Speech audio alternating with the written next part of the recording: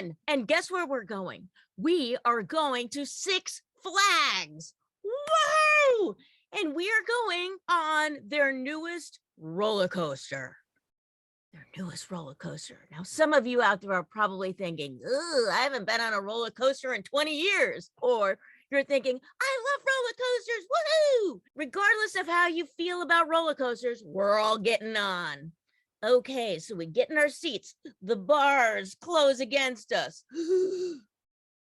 We feel a bit exhilarated, scared, nervous, not sure what's going to go on. And it starts to take off. We're starting to climb. We're starting to climb. We're starting to climb. And then we're at the top and we start to go down. And then we go up again. And maybe you thought that seemed a little fun. Or maybe you're thinking, oh my God, get me off of this thing. And then we hit the next one and down we go. And then up we go and down we go. And no matter how fun you think this is, if you were doing this day after day after day, it would get a little old. And that's just like what the cash flow roller coaster is. I want you to imagine you just had your best month ever. Yahoo! And so then you decide, I'm going to go out with my friends and party and have fun. And then the next day, you're like so excited. You're like, woohoo, let me look at my bank statement online. So you go online and you look at it and you're thinking there's going to be like at least $5,000, maybe more in the bank. And what? $300 in the bank? What? Your stomach just drops. All the blood rushes from your face. You just landed that client. They paid you. Now you have $300 in the bank. You think to yourself, must be identity theft. And so you go start checking through the transactions. Oh, Kajabi. That membership, I forgot that I joined. The list goes on and you realize, oh, a big check that you wrote finally cleared from months ago. Oh my God, you got $300 left in the bank and you've got rent due in 2 days. Ooh, you got to put that on a credit card. Okay, these are the things that highs and lows of business. That's what I'm talking about with the cash flow roller coaster. We don't want that. We want to have smooth sailing profits. Because if we don't have smooth sailing profits, guess what comes after the roller coaster? Beep, beep, the bankruptcy bus. We don't want to be on the bankruptcy bus. I've got this t-shirt on. It says, the truth is out there. I'm not talking about aliens today. I'm talking about the truth that small businesses fail. Most small businesses statistically fail. I don't want you to be one of those. I don't want you on that bankruptcy bus. I want you to be on that smooth sailing cruise ship that no matter what kind of rocky seas they get on, you are just going to smoothly sail.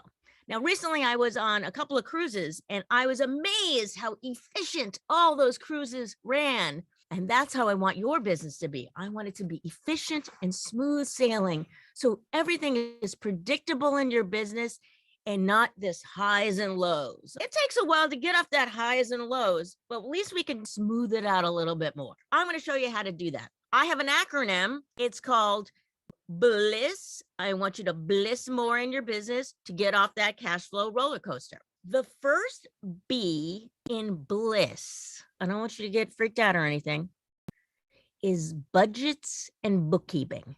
Now, I want you to breathe. I know as entrepreneurs, unless you got into business to be a bookkeeper or an accountant, you may not be too thrilled about this topic. I want to let you know that I have a no shame approach to money and finances. I've seen it all. People come to me all freaked out and scared.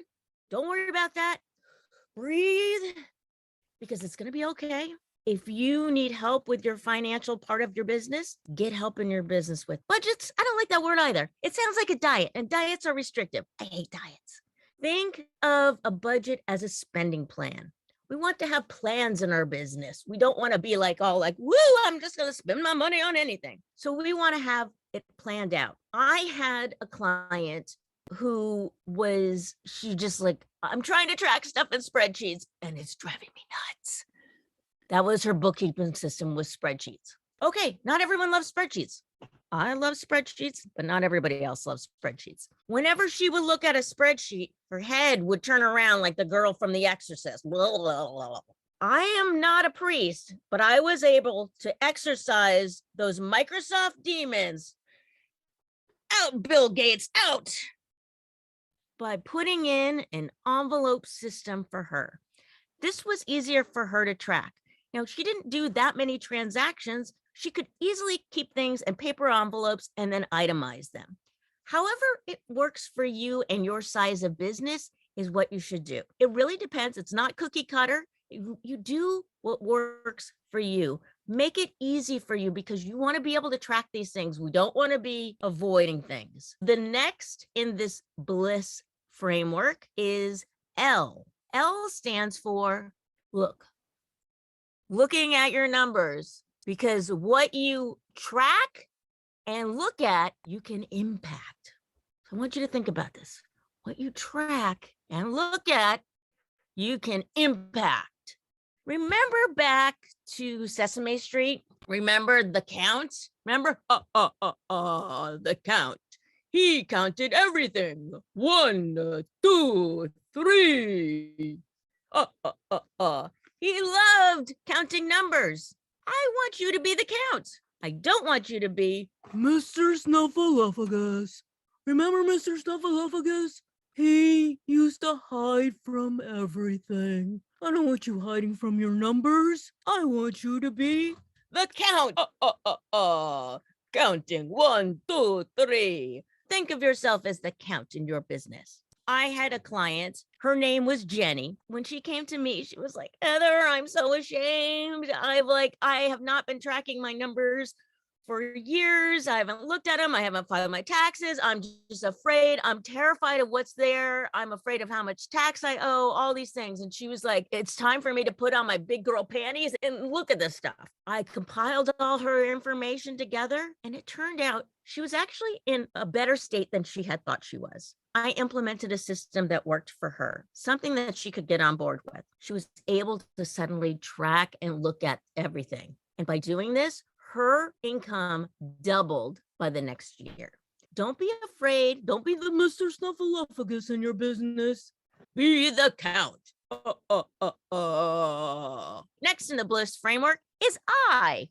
I stands for implement and invest. As entrepreneurs, we are oftentimes in our heads. We have brilliant idea syndrome constantly, right? That's just part of being an entrepreneur. A lot of us just have lots of ideas. We're like, I want to do this, I want to do that, I want to put in this software, I want to do this, or whatever. Or maybe we're a little scared to get started, so we just keep investing in programs and I'll just get another certificate and just keep doing more and more certificates. We want to take action. That's the implement part. Investing, I want you to be able to invest in yourself. So I'm not talking about certifications. That's all fine and good if you need to get that. But sometimes people use that as a crutch to wait from doing the next step. Investing in yourself is really about letting yourself grow. So having a coach is a great way to invest in yourself because they're to support you as you move on and push you into action. Also invest in your business so that you can hire an employee, so that you can get yourself away from a job, because we don't want to design a job for ourselves. We're entrepreneurs. We went into business to be the leader. We don't have to do all the work. Implement and invest. You probably have heard this famous quote by Tony Robbins. I'm going to read it from my thing. My eyesight is kind of bad, so hold on. If you talk about it, it's a dream. If you envision it, it's possible. But if you schedule it, it's real. But I want you to take one step beyond that. Take action. Action is what's going to move the needle in your business. Like my client, you got to put on those big girl pants or big boy pants or non-gender pants and just get going in your business. S, the first S stands for strategies and systems. Ooh, I know some of you are thinking, oh, that sounds like the budgets and the bookkeeping. Ugh. Strategies and systems don't have to be complicated either. I want you to do what works for you so that your business can run like a well-oiled machine. Think about that cruise ship that I talked about. Everything works so efficiently. I don't want you to be like looking around for scraps of paper on your desk and like, where did I put that? And where's my this and that? Once you organize something, then you can use it over and over again. I don't want you reinventing the wheel every time. Document things. It doesn't have to be like, oh my God, flowcharts. I hate flowcharts. I happen to like flowcharts. But if you don't like flowcharts, you can use sticky notes on a whiteboard that follows along. You can gamify things and make things more fun. You can do a video capture on your screen of how you do a process, and that you can give to an assistant to take yourself out of your business one day, put somebody else in that role so you can go on vacation and be on a cruise ship on that smooth sailing sea.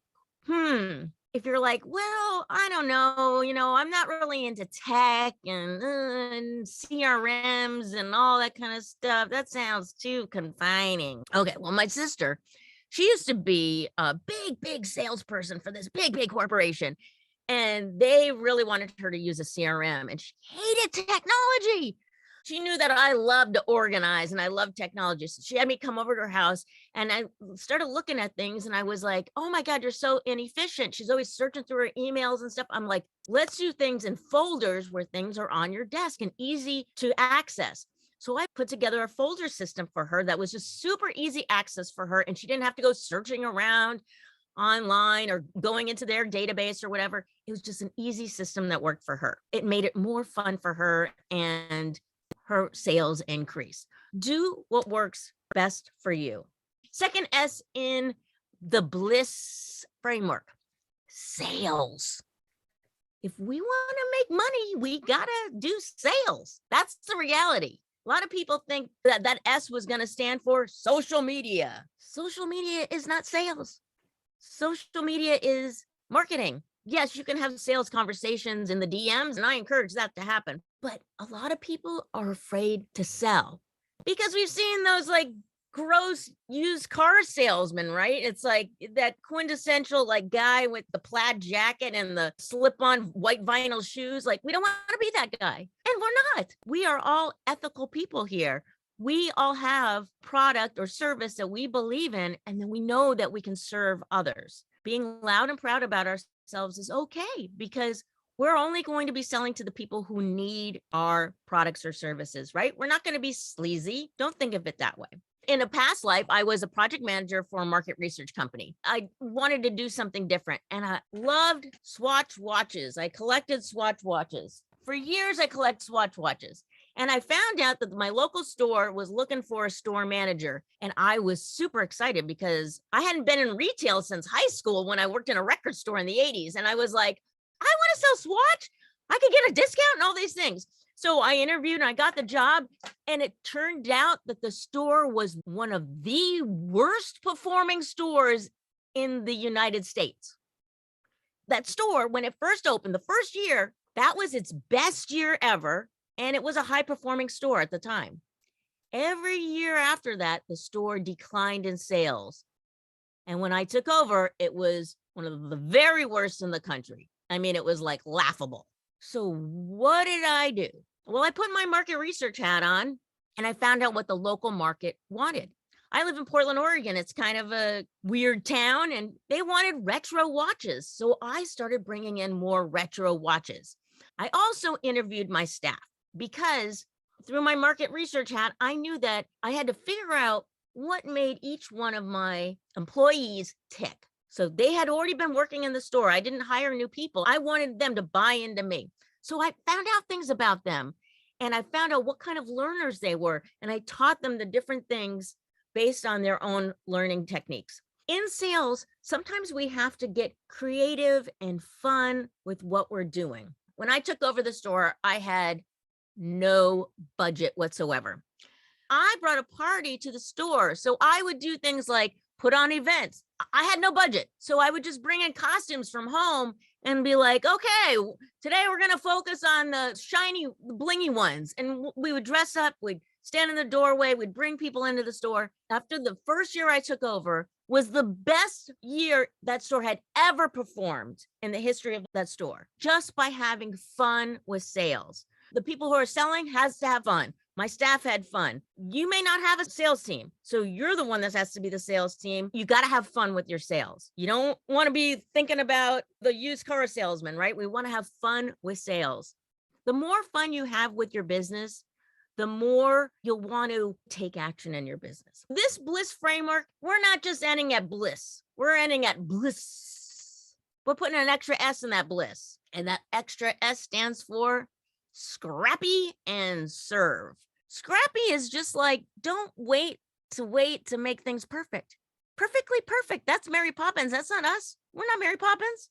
We need to take action. Now, it doesn't mean doing things so that they look like just terrible. I'm talking about like, just get it done and get it out. You don't have to wait to perfect. If you feel like you need the fancy software and all that kind of stuff, you don't need that. And when I first started my membership, I just did it scrappy. I contacted people and I was like, hey, I'm thinking about this thing. I'm going to use a free Slack channel. I'm going to use some Google Docs and blah, blah, blah, and some video and whatever. And they were like, yes, sounds great. They got in. I was able to serve them. Had I waited to like implement the fancy software, that would have taken months. Those people wouldn't have been able to take action in their business the way that they were. Just do it scrappy and serve. Another way with the Swatch store that I did things scrappy because I had no budget, we had all these gorgeous catalogs that were sent to our store. And in the past, we always just kept them on the countertop and we just wait for people to come into the store. So it was just all foot traffic. I wanted to be able to drive sales. I didn't have the money to advertise. So what I did was I took those catalogs, put our address on them, and I went around to all the different hair salons that were in the vicinity and said, hey, can I put this over by your magazines? You know, and they're like, okay, sure. And we got foot traffic that cost me no money. Think about ways that you can do things kind of scrappy, low budget. It's okay to do things low budget just so you can get out there and start serving. I want you to have a party with your business. Have fun in your business.